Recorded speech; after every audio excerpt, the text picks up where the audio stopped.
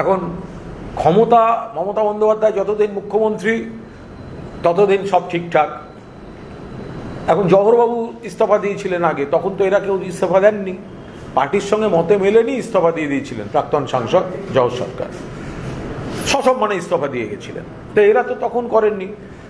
বিধানসভা ভোটে তৃণমূল ক্ষমতাচ্যুত হওয়ার পর এদের সব বিবেক জাগরণ, ফলে এটা যে একটা মানে ঘড়ি ধরা, ক্যালেন্ডার দেখা, ক্ষমতার সঙ্গে নানা ফ্যাক্টরে যুক্ত কিছু বিষয়, সেটা মানুষ দেখছেন। কিন্তু প্রশ্ন হচ্ছে, রাজ্যসভায় বিদ্রোহীদের ইস্তফা মডেল, লোকসভায় নয় কেন?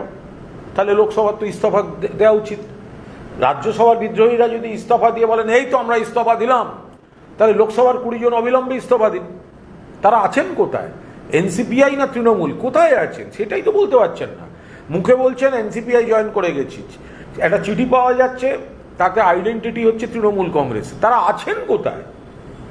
তাহলে রাজ্যসভার বিদ্রোহে ইস্তফা সেটা আবার বিজেপি নিয়ে নেবে, আর লোকসভায় হলে আঁকড়ে থাকা, সব আলাদা হয়ে যাচ্ছে। তাহলে বিধানসভাতেও ইস্তফা দিয়ে দেওয়া উচিত যাদের মতে মিলছে না। তো রাজ্যসভায় ইস্তফা হলে লোকসভা বিধানসভায় বিদ্রোহীদের ইস্তফা নয় কেন? এটা মানুষ দেখবেন, বুঝতে পারবেন যে রাজ্যসভায় আবার বিজেপি জিতিয়ে আনছে বলে ইস্তফার বড় বড় কথা, আর লোকসভা বিধানসভা ইস্তফা দিলে আর ফিরে আসতে হবে না, সেই জন্য কোনো ক্রমে আঁকড়ে বসে থাকা। আর বাকি সমস্যাটা তো বিজেপির সমস্যা, আমাদের কি আছে? মানুষ দেখতে পাচ্ছেন আমাদের কিছু লোক, তারা আমাদেরও নেতৃত্বের লোক চিনতে ভুল ছিল। তারা একটা দলের কঠিন সময় কর্মীদের পাশে না থেকে তারা নিজেদের ব্যক্তি অঙ্কে চেয়ার পদ এইসবের জন্য লাফাচ্ছেন, করছেন। কিন্তু বিজেপি কর্মীদের কথা ভাবুন, যাদের সঙ্গে আমাদের রাজনৈতিক বিরোধ থাকে, কিন্তু তাদেরকে দল এসব এলাকায় গন্ডগোল করতে, অমুক করতে ব্যবহার করছে, একে এটা ছোড়ো, ওকে ওটা এ করো। আবার তৃণমূল থেকে কেউ এসে জয়েন করে ফেললে তো তারাই তো বিজেপির নেতা হয়ে যাচ্ছে।